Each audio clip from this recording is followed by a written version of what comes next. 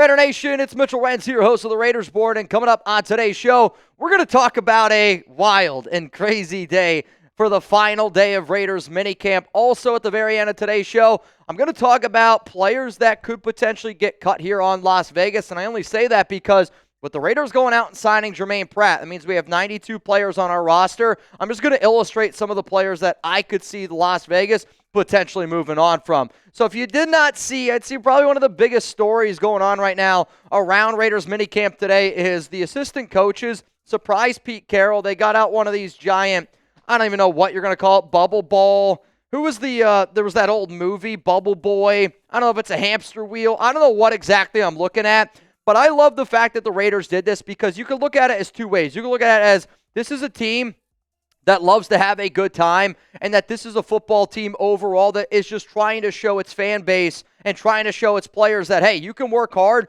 but you can also have fun while you're doing it. I think it's also really smart because distractions happen in the NFL. When you're working on a game and you're in an opposing fan base and it's as loud and crazy, you still have a job to do. You still have a job to focus on. So what I love here is you see all these players getting warmed up. They're getting ready to do their thing, and there's all these shenanigans and craziness happening. I think when you are Pete Carroll, you are getting these guys ready for everything.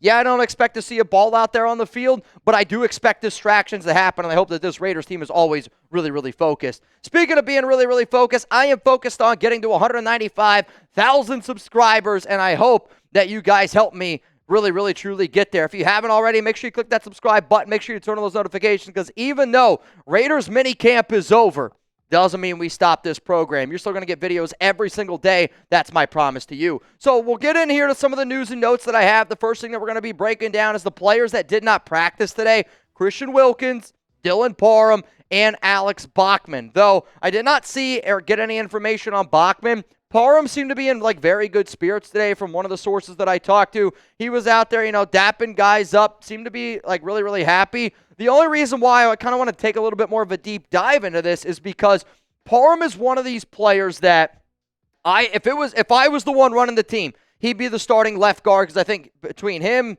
JPJ, Colt Miller, it's a good fit, or I'd even make the argument he should be starting over at right guard instead of Alex Kappa. That's a whole nother conversation.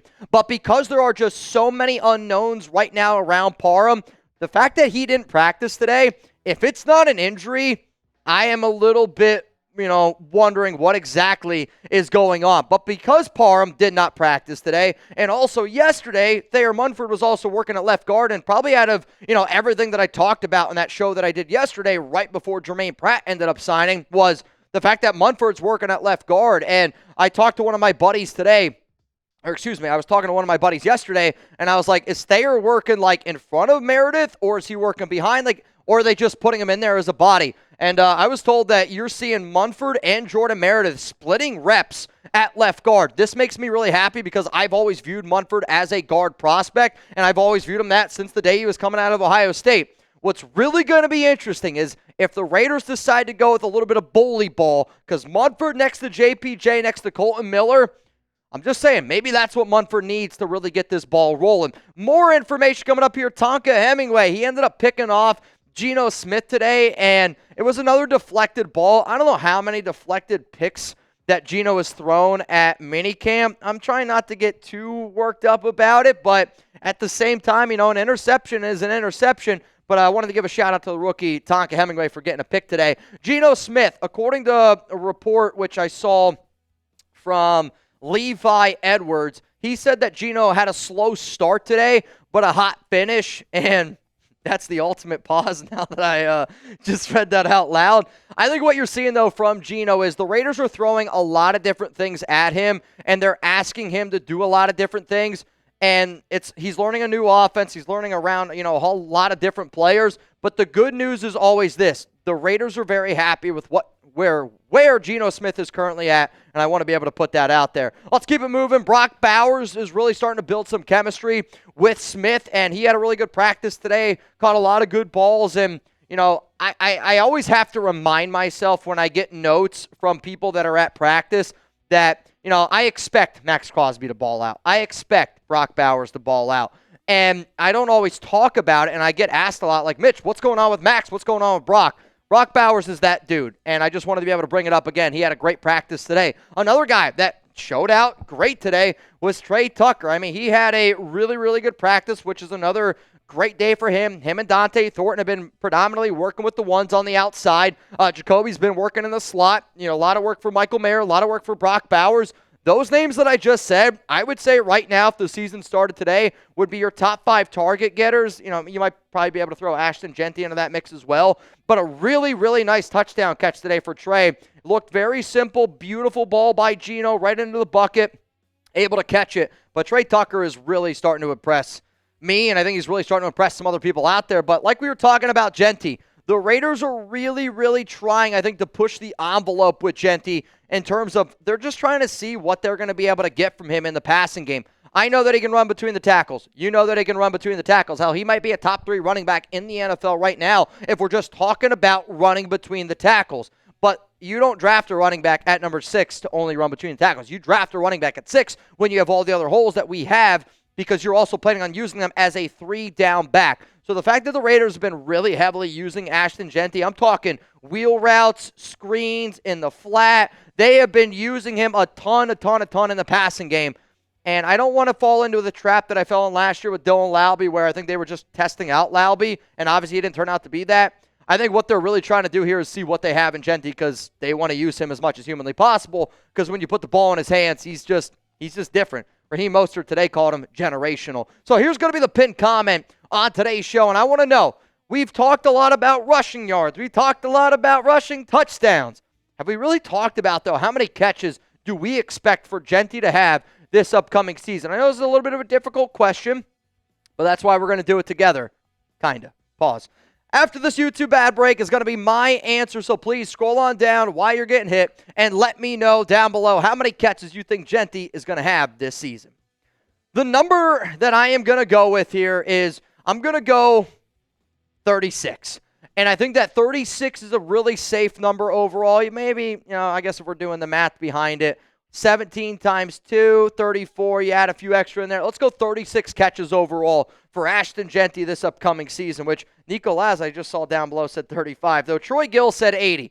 If Ashton Jeanty gets 80 catches, he was going to win Rookie of the Year. No doubt about it. All right, we're going to keep this show moving. And again, I appreciate each and every one of y'all for always tuning in to the Raiders Report. Those were a lot of the news and notes, if you will, that we got today. The next things that we're really going to be talking about is just some of the guys that spoke to the media. I'll be honest, when I started today's live show, some of the players were still talking, communicating, so I'm only really going to be able to speak about Pete Carroll, Raheem Mostert. Those were the guys that I heard. If you haven't seen what those guys had to say at the press conference, go check it out on the Raiders YouTube channel. It's always up and over there. Today's show sponsor, Chubbies. I love Chubbies. And I think that y'all are going to absolutely love Chubbies, too. I'm somebody that doesn't skip leg day. At least I try not to. And I like to be able to show off my legs. Personally, I think it's one of my better qualities that I have. Some of you are like, I don't know, man. I've never seen your legs. Summer's here, which means it's officially time to let the dogs out. So if you're sitting there going, who let the dogs out? Well, Chubbies is trying to let them out. And by dogs, we mean your legs. If your pups have been stuck in jeans or sweats for the last few months,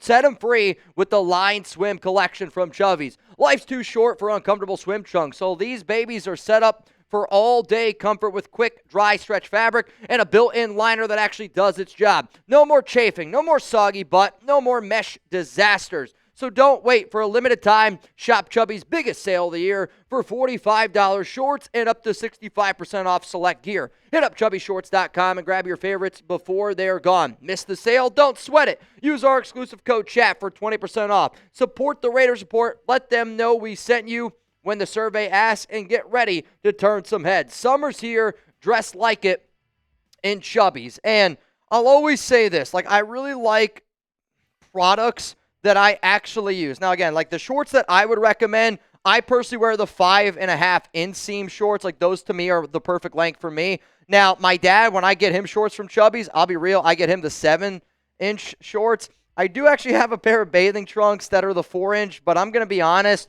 if you sit down in a certain way, you might pinch yourself, or, you probably can't wear them at maybe a kid's swimming pool or something like that, or a public swimming pool. I wouldn't wear them there. But I feel damn it, if you're just trying to tan out in your backyard, get some 4-inch bathing trunks and let the guys breathe a little bit is how I'll say it. I love Chubbies. I think you guys will too. And again, that link's going to be available to y'all down in the comments, down in the description of today's show. So in terms of the people that spoke to the media, if you just want to throw up all those names, that's totally fine. Pete Carroll really just said today like how excited he is about being the coach, talked about how much fun that they're having out there. He did say that he didn't know that the plastic ball thing was going to happen, which I thought was funny.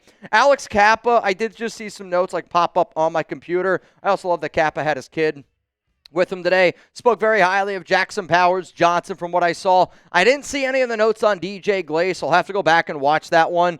From Raheem Mostert, though, he really spoke about Jeanty and just how different he really, really, truly is, and spoke about, him becoming a pro. He found out that he also doesn't like the F word, and he threw out there, just like his experience in the NFL with the 49ers, with Chip Kelly. But my biggest takeaway from what Mostert said was, again, Ashton Jeanty is just that dude, and I think everybody really just sees that Ashton Jeanty is truly, truly a generational type player. All right, next thing coming up here on today's Raiders Report show is going to be some cut candidates. And I have to bring this up only because, the Raiders still technically have not officially signed Germain Pratt. And when the Raiders do officially sign Pratt, they are going to have to move on from one player. So before I get into who I believe the Raiders could end up cutting, I do want to get into our Tuna's Top 5 segment of the day. So the question is this: if you could have lunch with one person from history, who would it be? Who would it be? And I love the answers that I've been getting on these, and I hope that when you guys see Tuna's Top 5 or Tuna's Question of the Day, I hope that you honestly take a second out of your day to answer it. Quite frankly, I shouldn't say I don't give a shit if you don't answer anything else, but to me, if you're a real one of the show, you're going to answer Tuna's Top 5, and I hope that you get the opportunity to always do so. So for me personally, it's all good. Again, the system or the technology, if you're tuning in with us on June 12th, the internet has just been an absolute shit show. So I try to do this the most honest way possible. Lunch with one person from history.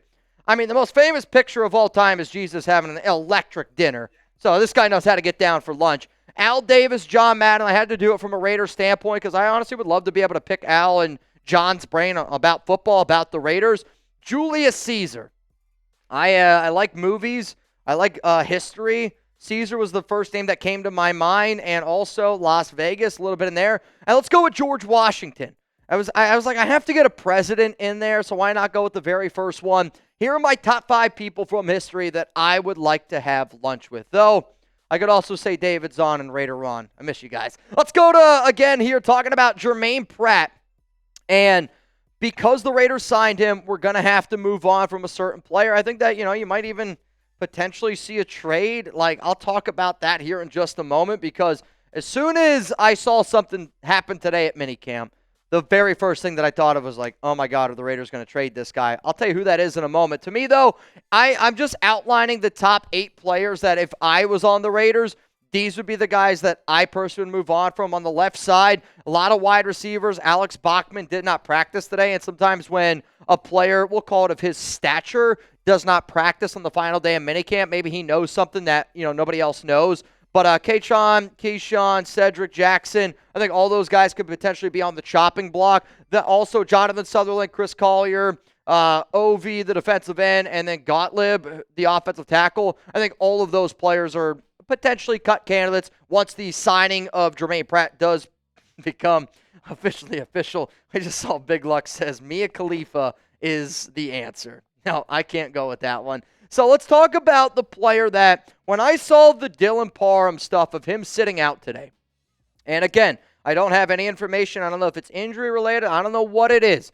But for a guy that's in the heat of the battle, the final day of minicamp, after the Raiders signed Germain Pratt and have yet to move on from somebody, one of the top things that I thought of is, do the Raiders plan on moving on from Parham? And again, I don't want the Raiders really to trade away Parham. I think that he is a top 5 offensive lineman that we have on this team, and I personally love his versatility, and I know that a lot of people know that. But I also know it from his standpoint where he's like, man, I've been a starter in this league for 3 years, and I'm battling right now. And, Thayer Munford was working at left guard yesterday. So for Thayer Munford to work at left guard yesterday, and now today Dylan Parham is sitting out, and we don't have any information on it. again, I'm not trying to throw stuff out there in the world, but I do the show based on what goes through my head. And to me, Parham not practicing today with everything that has happened this offseason with Jordan Meredith, Alex Kappa, the 2 offensive linemen the Raiders drafted, and Caleb Rogers and Charles Grant, and now Thayer Munford's working at left guard, and the final day of minicamp, Parham's not out there. I wonder if, again, do they know something that we do not know? So I will say just keep an eye out there for any extra rumors, any extra news around Dylan Parham potentially getting traded. I think it's pretty interesting from top to bottom. Reminder, y'all, if you haven't already, make sure you click that subscribe button. We're trying to get to 195,000 subs. I want Raider Nation to join this family. My real family got bigger. Maybe I shouldn't say real family because I do consider y'all my family. But I also always want to continue to get this family as big as humanly possible.